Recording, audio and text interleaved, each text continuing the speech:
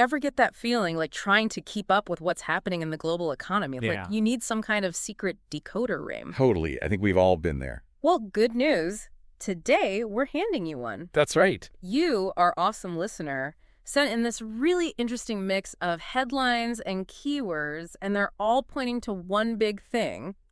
Tariffs. Yep. Specifically, those between the U.S. and China. And there's this whole pause thing going on. It's a fascinating story for sure. Okay, so let's break it all down. Sounds good. First off, I'm really struck by just how much attention this news got.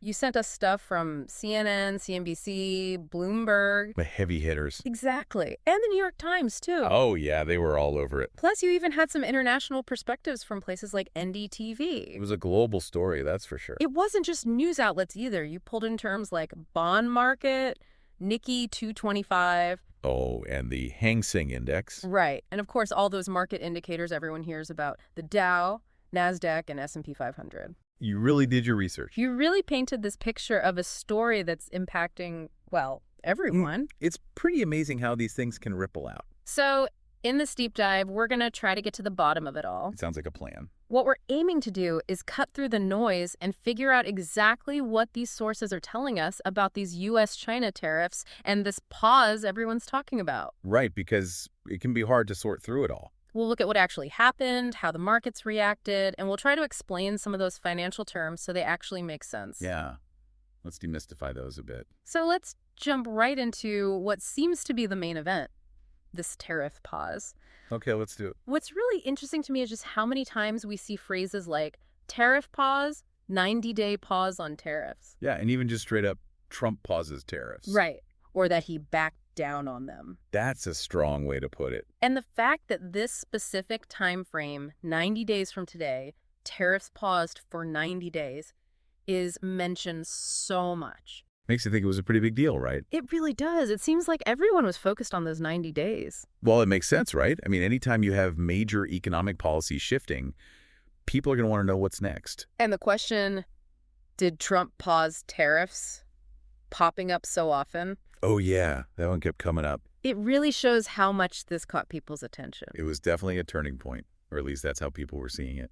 Before we dive into how the markets reacted, maybe we should take a quick step back and explain what these tariffs actually are. Sure. I mean, we saw tariffs, China tariffs, tariffs on China, and tariffs everywhere. Right. So just in case anyone's new to this whole thing, what are they? Well, think of it this way. A tariff is basically a tax. Okay. But it's a tax that a government puts on things coming into their country from somewhere else. Oh, So, like, if a country puts a tariff on imported cars... those cars become more expensive. Exactly. And the idea is that this might encourage people to buy cars that are made in their own country. So it's kind of a way to protect domestic industries. Yeah, that's one of the big reasons governments use them. Interesting. So they can be used as a tool to influence trade. Oh, absolutely. They're a lever in international trade talks. So with all this talk of a tariff pause, I bet investors were watching things very closely. Oh, you better believe it. We saw tons of mentions of stock market today, markets today, even stock market live. They were glued to their screens, that's for sure. It sounds like the financial world was reacting in real time. Oh, yeah, they were hanging on every word. What I found really interesting was how many questions we saw, like, why is the stock market up today? And why are stocks up today? That's a good point. It seems like this news about the tariff pause was seen as good news. Yeah, investors generally like it when trade tensions ease up. Less uncertainty, right. Exactly. Makes them feel a bit more confident. And it wasn't just a general feeling that the market was going up, was it? Nope, not at all. We saw so much focus on specific indices like the Dow. Oh, yeah, the Dow Jones today. All those Dow Jones Industrial Average mentions, the DJIA. And a lot of talk about futures, Dow futures now, Dow futures today, Dow futures live, all that. Oh, yeah, futures are a big deal. So why all the attention on the Dow Jones specifically? Is it really that important? Well, the Dow Jones Industrial Average, Yeah. it only tracks 30 companies. But it's one of the oldest, right? Exactly. And those are big, well-established U.S. companies. So it's kind of seen as a snapshot of the overall market. Yeah, it's like a barometer. Makes sense. And those futures you mentioned, those are basically contracts. Okay. Contracts for what? Well, investors use them to bet on where the market's going. So it's like they're trying to predict the future. Kinda, yeah. And people watch them to see what might happen before the market even opens. Exactly. They're an early indicator of what investors are thinking. Okay, that's cool. Now, we also saw a lot of mentions of the NASDAQ and the S&P 500. Yeah. Or, all the variations. Yeah. S&P 500, S&P 500, S&P 500. It's P500, just S&P, yeah. What were they signaling in all of this? So the NASDAQ, it tends to focus on tech and growth companies. Yeah. So it's often a good gauge of how investors feel about those sectors. Interesting. And the S&P 500, it tracks 500 of the biggest publicly traded U.S. companies. So it's a broader view of the U.S. market. Exactly. And we saw all three of these, the Dow, NASDAQ, and S&P 500, mentioned so often, along with those questions about why the market was up. Right. All pointing in the same direction. Makes you think this tariff pause had a pretty widespread positive impact. Oh, it definitely seems that way. And you were right about those futures. We saw stock futures today, stock futures, Dow Jones futures, CNBC futures, future stocks. And U.S. stock futures and futures market now.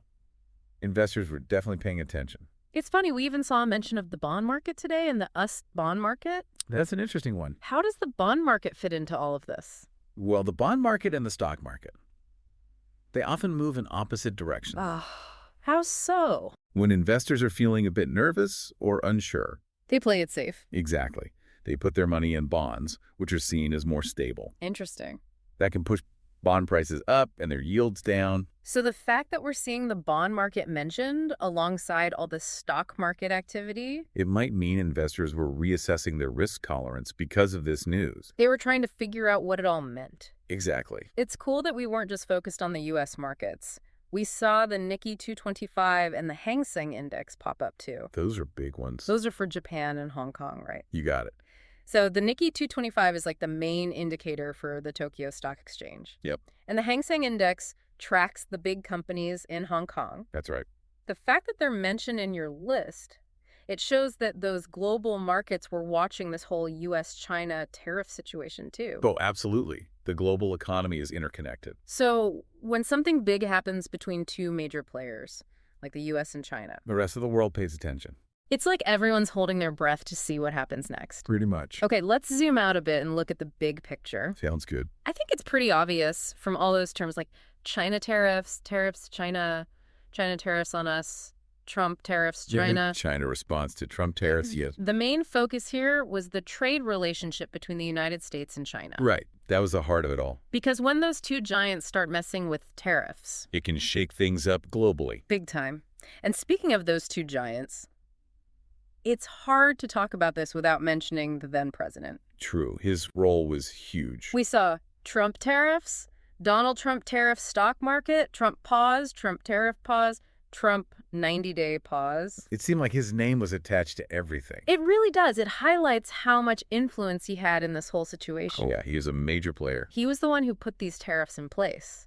And then, at least for those 90 days, he was the one hitting the pause button. It was definitely his call. And we even saw mentions of the China stock market and China stock market today, which tells me this pause probably affected their financial markets too. Oh, for sure. Anything that suggests less trade tension between the U.S. and China, it's usually good news for both their markets. Makes sense. What's also really interesting is how many different news sources were covering this. You had everything from CNN and CNBC. The usual suspects. Right, to the New York Times, Axios, Bloomberg News. They were all over it. Even the Daily Mail and USA Today. Wow, that's a wide range. And NDTV, bringing in that international perspective. People were hungry for information. Okay, now let's dig into some of the more specific details that came up. Let's do it.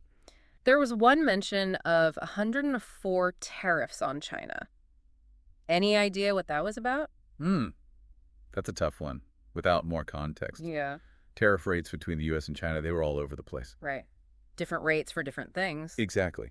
It could have been referring to a very specific category of goods, or maybe it was about a particular point in the negotiations. Hard to say for sure. It's doubtful it was a blanket rate for everything coming in from China, though. Okay. We also saw the phrase, Trump backs down on tariffs. Yeah, that one stood out. The way it's worded, it makes it sound like he had been really firm on those tariffs before. And then suddenly changed his mind. Exactly. Like a pretty big shift in his approach.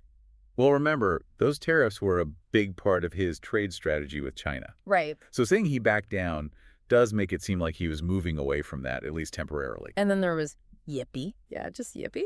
Any thoughts? Honestly, that one's a head-scratcher. Right. No clue what that could be about in this context. A random reaction, maybe? Maybe. Or a ticker symbol we've never heard of. Who knows? Sometimes you get those weird outliers in the data. It happens. We also noticed Boeing stock in the mix. Ah, Boeing. Why would their stock be particularly sensitive to all this U.S.-China trade stuff? Boeing is a huge exporter, and China is a massive market for them. Oh, right. They sell a lot of airplanes there. Exactly. So when trade relations get rocky and tariffs come into play, It can mess with their sales. big time, and potentially disrupt their supply chains too. So any news about U.S.-China trade could make their stock price jump up or down. Makes sense. And last but not least, we saw Art of the Deal. Ah, yes. That's so connected to the former president. Do you think it tells us anything about why this pause happened? It's an interesting point. The art of the deal, it usually implies a very strategic way of negotiating. Like a chess game. Right. Making concessions or pauses could be tactical moves in a bigger negotiation. So maybe some people saw this tariff pause as part of a larger plan. Possibly. Not a final solution, but a way to keep those trade talks going. Okay, so we've talked about a lot. We have. And it's clear that your sources are all saying that this pause in tariffs did happen. No doubt about that. And the market seemed to like it. They did. But what's not so clear from these sources is the why. That's true. We saw those questions. Why did Trump pause tariffs? Why Trump paused tariffs? But no real answers. Right. Your keywords tell us the what. The pause happened. The markets reacted. But the reasons behind it, those are still a bit of a mystery. It's a good reminder that sometimes we need to go beyond the headlines to understand the full story. Exactly, dig a little deeper. And speaking of missing information, Yeah. we know it was a 90-day pause, Right. but these sources don't really tell us what happened after that. That's a big question mark. What happened after those 90 days? Did the tariffs come back? Did they reach a new trade agreement? Or did something completely different happen? It's like the story just cuts off. It leaves you wanting more. So for you, our listener, here's the takeaway. You gave us some amazing sources, and they show a ton of news and market activity focused on this 90-day pause on U.S. tariffs on goods from China. It was a big deal. And it looks like this news pushed the stock market up, at least in the short term. The Dow, NASDAQ, S&P 500, they all seem to respond positively. We also saw that this wasn't just a U.S. story. Global markets were watching too. The whole world was holding its breath. But it's important to remember that this deep dive is based on what you sent us. We've just scratched the surface. We've identified the main event, how the markets reacted, and we explained some of the financial jargon. Hopefully that was helpful. But as we've seen, there are still some unanswered questions. Like why the pause happened in the first place and what the long-term consequences were. So here's a final thought for you to ponder. Knowing what we know now, what do you think happened next in this whole U.S.-China trade saga? How do you think things played out after those 90 days? And what impact do you think it had on the global economy? It's a fascinating puzzle to try and piece together. Hopefully this deep dive helped make sense of this complex event and how the markets reacted. Thanks for joining us. Thanks for listening. Today is your lucky day. Today is the day that our $3 website works for you, paying you directly to your PayPal daily. Imagine $3 ongoing continuous payments to your PayPal account. Imagine falling asleep and waking up to $300 in your PayPal account. How would this make you feel? How could this help you? What bills could you pay? What kind of fun could you have? What does that retirement look like now? All for a one-time payment of $3. This website is DFY done for you, fully built and completely hosted, and never stops collecting payments for you. You have spent $3 on coffee on a regular, but that coffee won't help you create multiple streams of income. Click the link below.